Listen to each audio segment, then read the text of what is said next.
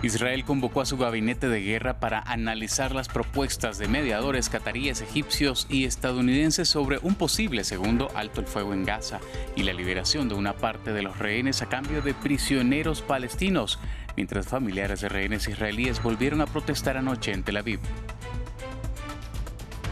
Siguen las conmemoraciones en el segundo aniversario de la invasión a gran escala de Rusia a Ucrania, tras recibir nuevos apoyos de varios líderes occidentales. El presidente Zelensky detallará hoy sus planes para el tercer año del conflicto más sangriento en décadas en Europa del Este. Una victoria electoral más para Donald Trump. El expresidente ganó las primarias de Carolina del Sur.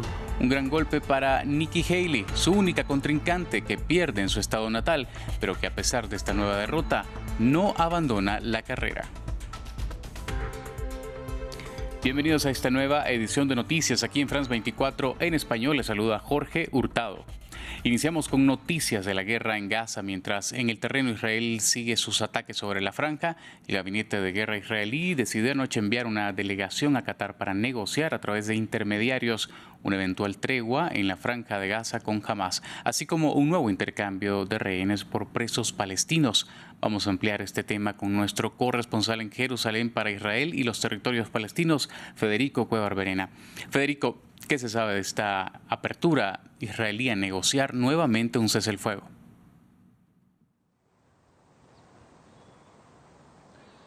Sí, lo que desde anoche están reportando los medios israelíes es una suerte de cauto optimismo sobre esta aprobación tanto de Israel como de Qatar, Estados Unidos y Egipto para un nuevo marco sobre el cual construir estos avances en las negociaciones de una posible tregua con Hamas en Gaza.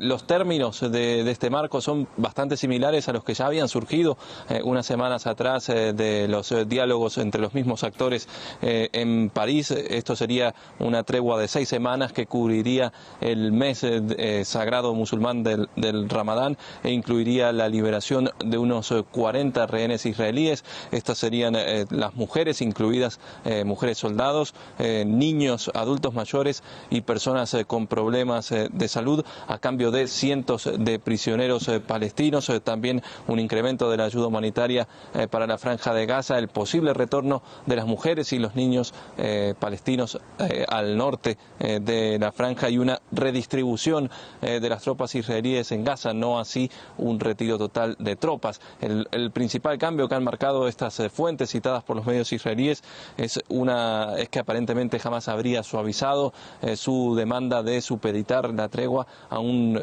final definitivo de la guerra y el retiro de las tropas. Y lo cierto es que también estos medios reportan que Israel esta semana enviará una delegación para continuar las conversaciones en Doha. Pero mientras esto ocurre también, al mismo tiempo, el primer ministro israelí Benjamin Netanyahu anunció que esta semana su gabinete de guerra va a aprobar los planes para una invasión a Rafah, incluyendo también la posible evacuación, el posible nuevo traslado forzado de los civiles, los más de 1 millón de civiles que se encuentran en esa área del sur de Gaza, una operación que también podría llegar a posponerse si se alcanza una nueva tregua. Ahora, mientras avanza este esfuerzo diplomático, ¿qué está pasando en terreno?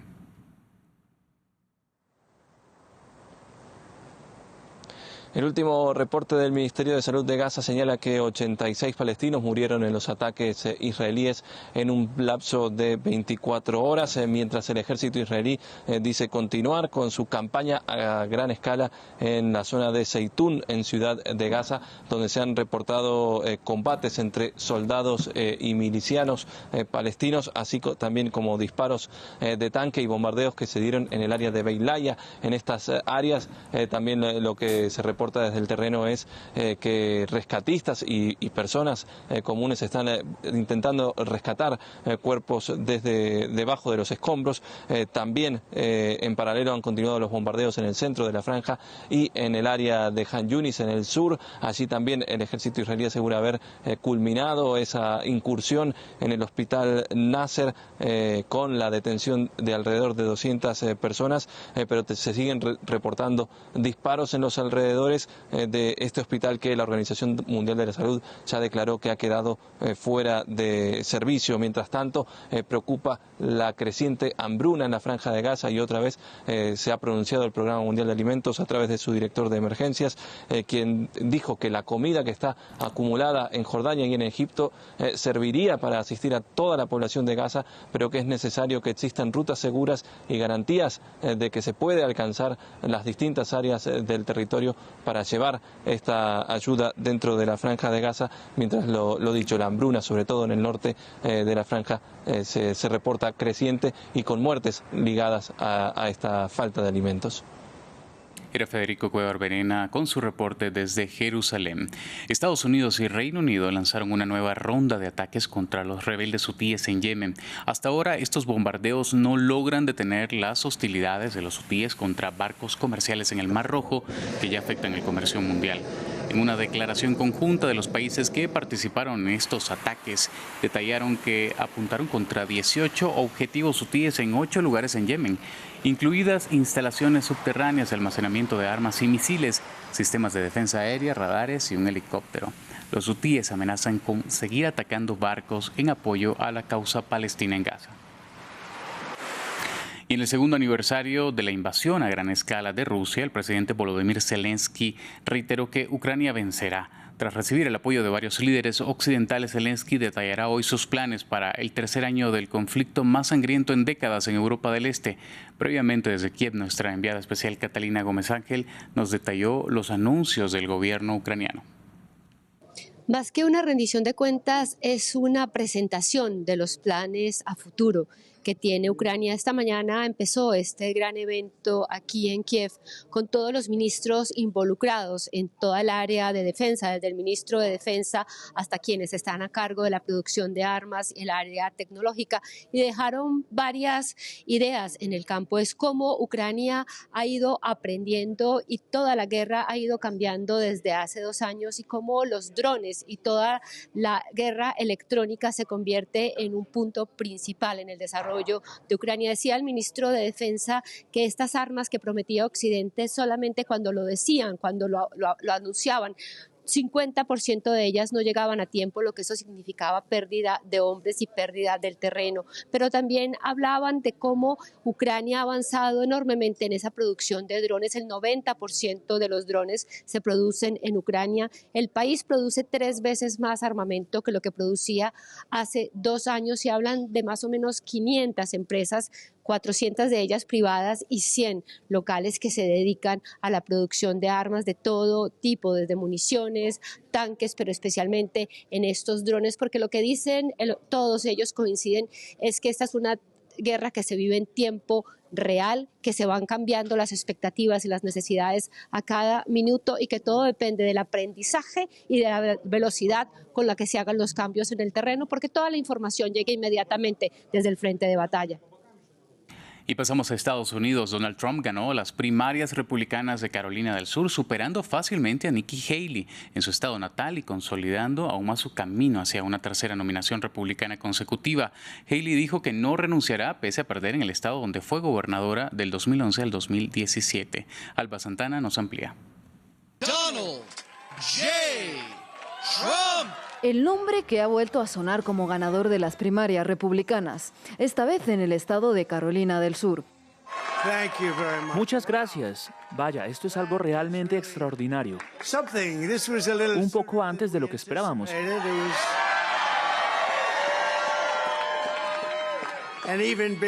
Y una victoria aún mayor que la que esperábamos.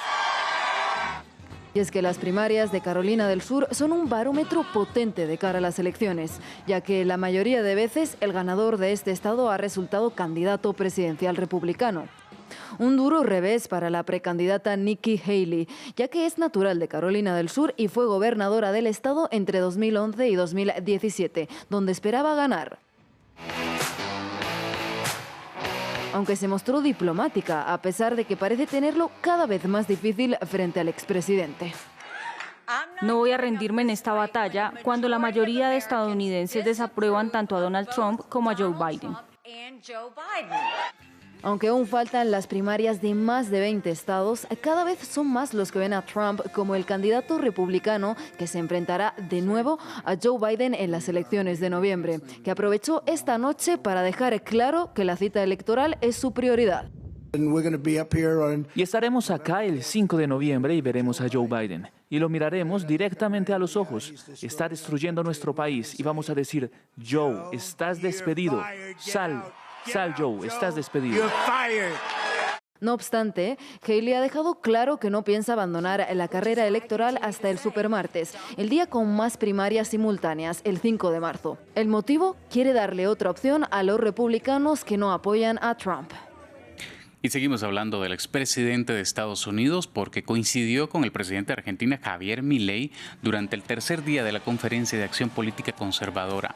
Aunque este es el primer encuentro público entre ambos, no es la primera vez que Trump y Milei intercambian elogios. Trump felicitó a Milei tras ganar en las elecciones presidenciales de noviembre en Argentina. Aquí parte del intercambio entre Milei y Trump. Tenemos un tremendo grupo de mandatarios, líderes mundiales y locales. Tenemos gente de todo el mundo con nosotros en este momento en la sala. Solo por mencionar algunos, está el presidente de Argentina, que ha recibido mucha publicidad.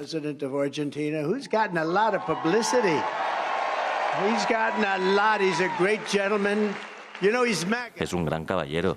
Ya sabes, él es MAGA. Make Argentina Great Again. Ahora, cuando dijo que soy MAGA, entonces me di cuenta de que es uno de los pocos que realmente puede hacerlo bien. Make Argentina Great Again. Javier Milei, muchas gracias. Es un gran honor tenerlo con nosotros. Que cada día despertamos más leones y el mensaje de la libertad no solo nos llevó a la presidencia de la Argentina, sino que además estamos despertando todo el mundo. Ahora vamos con información de la frontera entre México y Estados Unidos. A pesar de que los datos oficiales muestran un descenso en el número de cruces desde el principio del año, la situación de seguridad sigue siendo crítica para los migrantes que están esperando del lado mexicano. Las organizaciones de defensa de los derechos humanos y miembros de la sociedad civil alertan por la grave situación. El informe es de William Gasseau. La violencia amenaza a los migrantes en la frontera entre México y Estados Unidos. A pocos días de una masacre que dejó 4 muertos en el estado de Sonora, en el norte del país, organizaciones de defensa de los derechos humanos encienden las alarmas sobre la creciente ola de violencia contra los migrantes. Nos sentimos como un blanco para cualquier tipo de banda delictiva. Pues. Se han visto muchos casos pues, que han sido secuestrados, piden rescate, de otra u otra manera se comunica con los familiares, de no darle ninguna de esas alternativas o lo que ellos piden, puede ser muy fatal.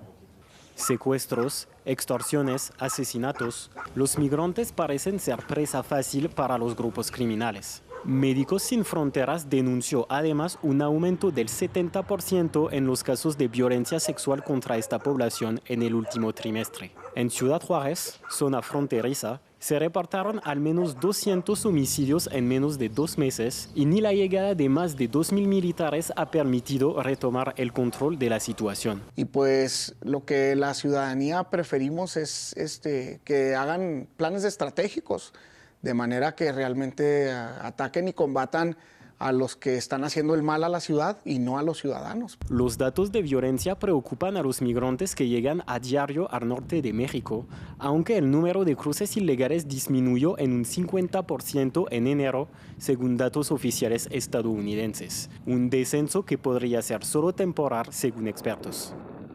En Francia, la Torre Eiffel reabrió sus puertas a los visitantes este domingo tras un cierre de 6 días por la huelga de los trabajadores. El operador de la torre llegó a un acuerdo con los sindicatos que piden aumentos salariales y más fondos para el mantenimiento del monumento histórico. La empresa prometió invertir unos 412 millones de dólares para 2031 en trabajos de renovación. La torre ocupará un lugar destacado en los Juegos Olímpicos y Paralímpicos de París que se realizan entre julio y agosto de este año. Con estas imágenes despedimos esta edición de noticias. Siga con más en France 24 en español.